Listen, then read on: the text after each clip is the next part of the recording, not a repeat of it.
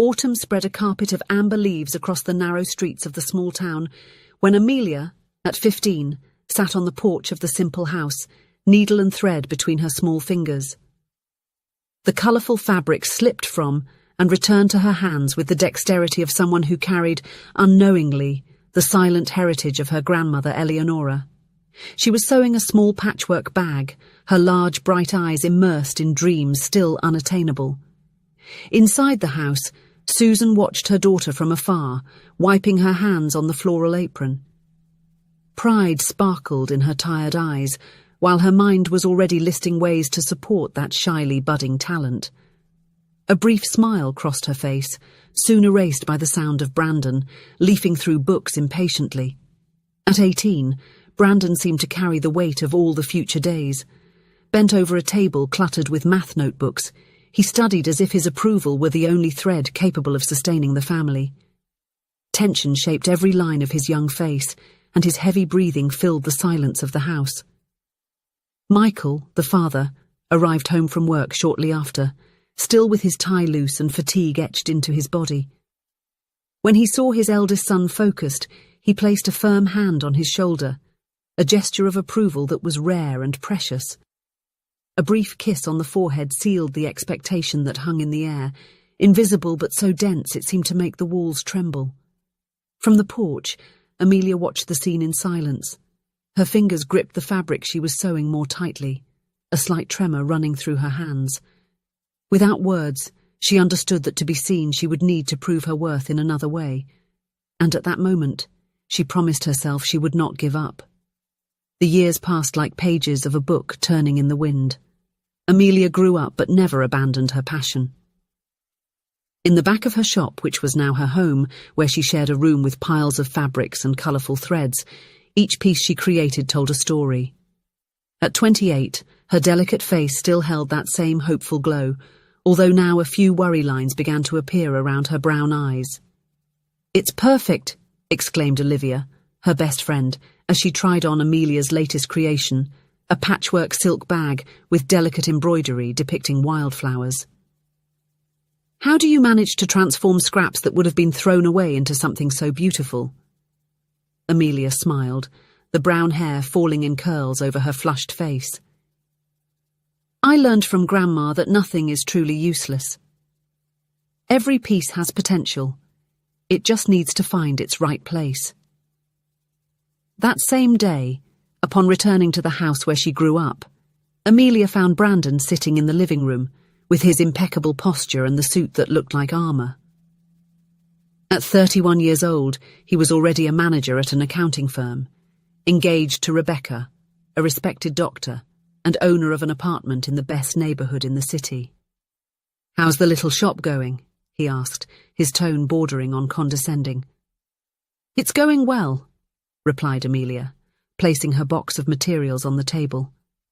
"I sold some items this week." He murmured, adjusting the expensive tie. "I suppose it might be enough to buy a coffee, maybe." Susan entered the room at that moment, her hair now streaked with grey, but her smile as bright as ever. "Amelia, dear," Robert called. "He said he'll be here at 7.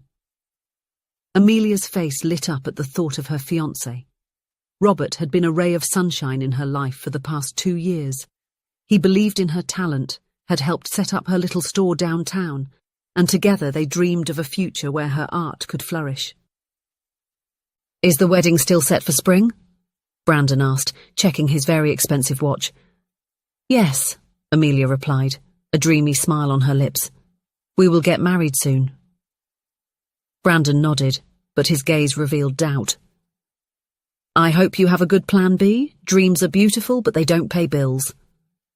The small shop was located in a charming alley, between a cosy cafe and an old bookstore. Amelia had transformed the space with reclaimed wooden shelves, hanging plants, and soft lighting. Each piece had a unique touch. She lived in the back, making that place her home as well.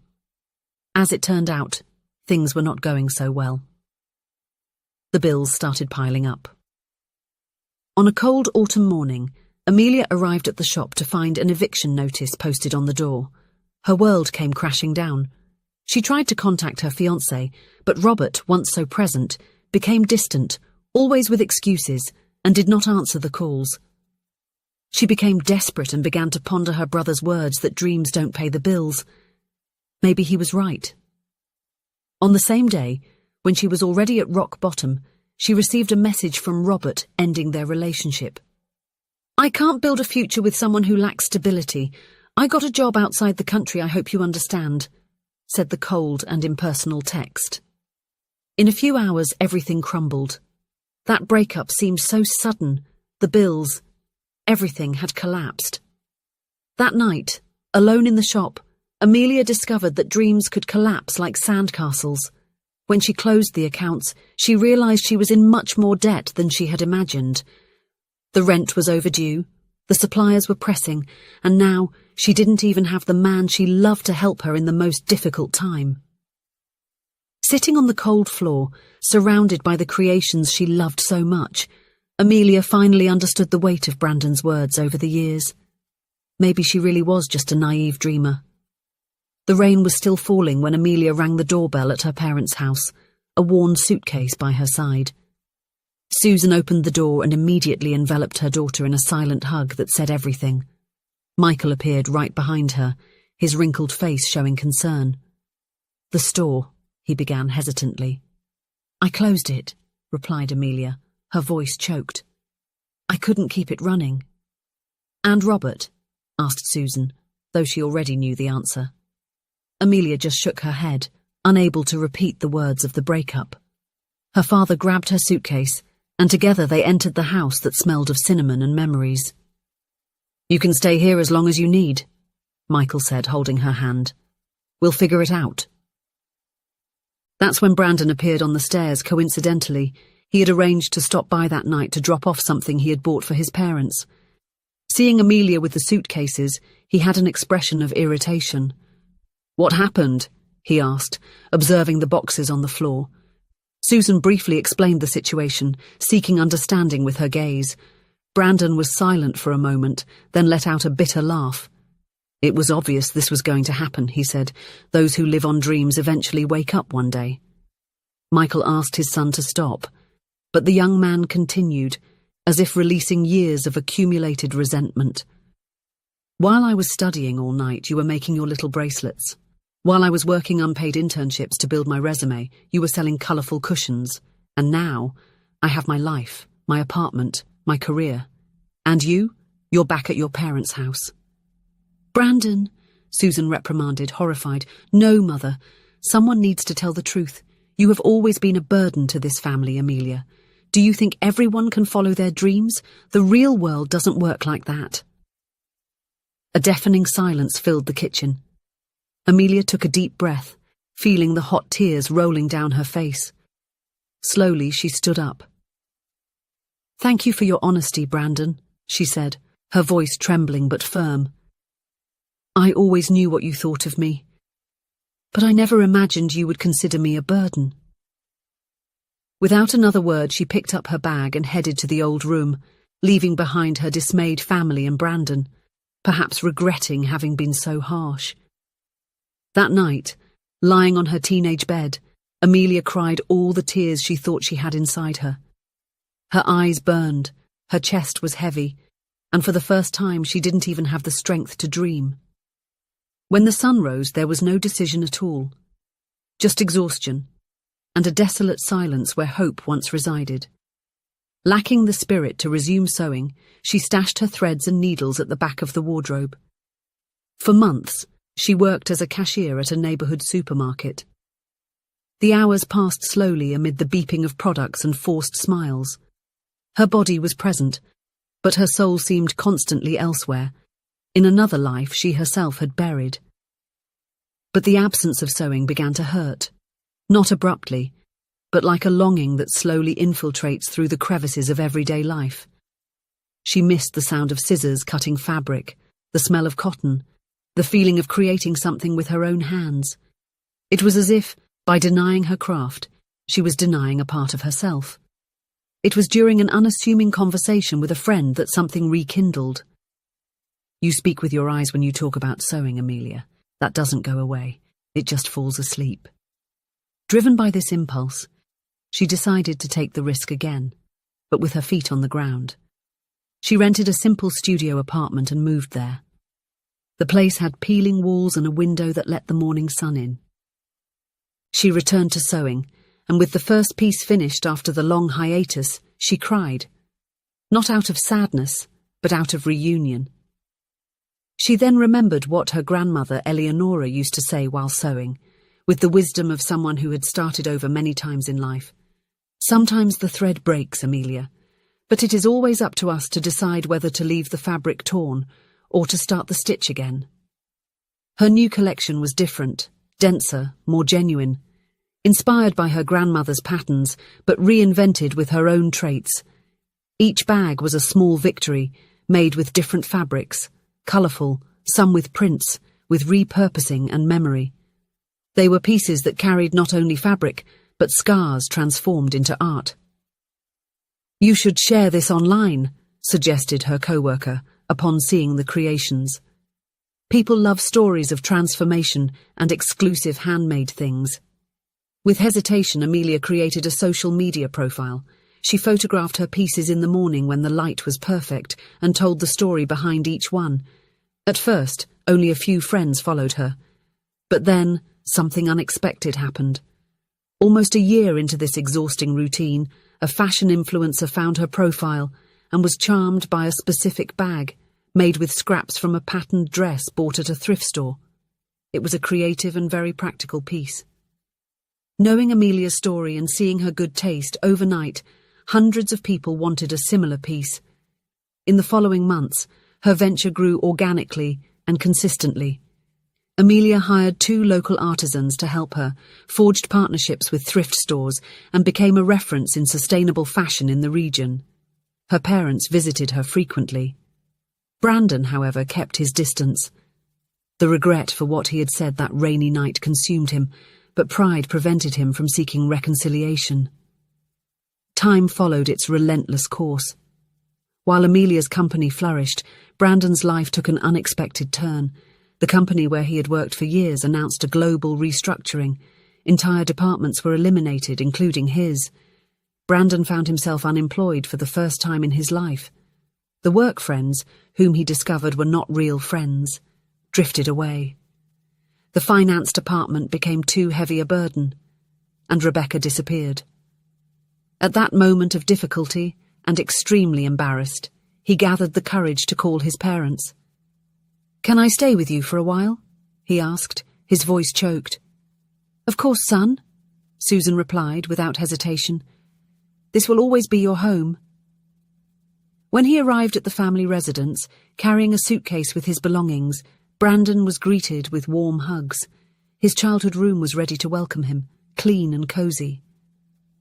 "I need some time to get reorganized," he explained, embarrassed during dinner. "I never imagined being in this situation." "We all go through tough times," Michael said gently. "The important thing is not to give up." That night, Brandon walked quietly through the house, observing the family photos in the picture frames. He paused at a recent one, showing Amelia in front of her new store, much larger than the first, with a radiant smile. He felt a mix of pride and regret that left him breathless. In the weeks that followed, Brandon sent out resumes and went to interviews without success. With each rejection, his self-confidence dwindled. Depression loomed, making it difficult even to get out of bed. Susan, concerned, called Amelia. "Your brother is not well," she confided. "He barely eats and hardly leaves his room." Amelia hesitated. The hurt from the harsh words still echoed in her memory, but something stronger, the love for family, the years of shared childhood, spoke louder. "I'll come by tomorrow," she promised. It was Christmas Eve, and the Hendersons' house was decorated simply. Twinkling lights on the porch, a modest tree in the living room, and the delicious smell of cinnamon cookies in the air. The doorbell rang at 6 in the evening. Susan opened the door to reveal Amelia, carrying gift packages and a basket of food. "Merry Christmas, Mom," she smiled, walking in. Michael hugged his daughter tightly. "I'm so glad you came, dear." Brandon remained in the room. Amelia took a deep breath, adjusted her hair, and knocked softly on the door. "Brandon, can I come in?" There was no response. She slowly opened the door. The room was in dim light, the curtains closed despite the bright day outside. Brandon was sitting on the edge of the bed, staring into nothing, a shadow of the confident man he used to be. "Hey," Amelia said softly. "I brought your favorite cookie. Those chocolate ones with caramel drops, remember?" Brandon looked up, meeting his sister's eyes. Silence hung between them, heavy with years of unspoken words. "Why are you here?" he finally asked, his voice hoarse. Amelia sat down next to him. "It's Christmas, and you are my brother. After what I said, how can you even look at me?" She smiled, a gentle smile that reached her eyes. "Because I understand now. You always carried the weight of being the example, of never being able to make a mistake. I had the freedom that you never had." Brandon felt something break inside him, a dam of emotions held back for too long. "I was so unfair to you, so cruel." "We all say things we don't mean when we're hurt," she replied, placing her hand over his. "You were partly right. I lived in a dream world. I needed to fall to learn how to get up." "And look at you now," he said, a slight smile emerging. "A successful businesswoman." Amelia laughed. "A craftswoman who had faith. But I learned that success isn't just about money or recognition. It's about doing what we love and helping others along the way." The sound of Christmas music was coming from the living room. The smell of roasted turkey filled the house. "Come," invited Amelia, standing up. "Mom made her traditional recipe, and Dad is eager to see all of us at the table." Brandon stood up slowly. Instead of taking the extended hand, he surprised her, and even himself, by kneeling in front of his sister. "I'm sorry, Amelia," he said, tears now freely running down his face. "I spent my whole life thinking you were a problem, but you were always the strongest part of the family." Amelia knelt down too, embracing her brother with all her strength. "We're in this together, Brandon. We always have been." For a long moment the two remained like that, years of resentment dissolving in the warmth of that embrace. When they finally got up and moved to the living room, they found their parents watching from the slightly open door, also with tears in their eyes. The table was set, the food steaming. That Christmas night, as they exchanged stories and laughter around the family table, something new was born among them. Not just reconciliation, but genuine understanding. Each had followed their own path, faced their battles, and now returned home, not as winners or losers, but as imperfect and resilient human beings, and most importantly, there was a family to welcome them. "To new beginnings," proposed Michael, raising his glass. "And for the family," completed Susan. Brandon looked at Amelia with renewed respect. "For the courage to follow our dreams even when others doubt."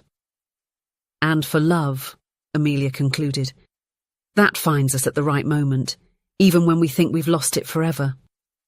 Outside, the first star of the night shone through the window, a silent witness that sometimes we need to lose everything to discover how to walk the best path. If you enjoyed the story, please leave a comment with a rating from 1 to 5 to show how much you liked it. Also, watch the video that is now appearing on your screen. See you soon.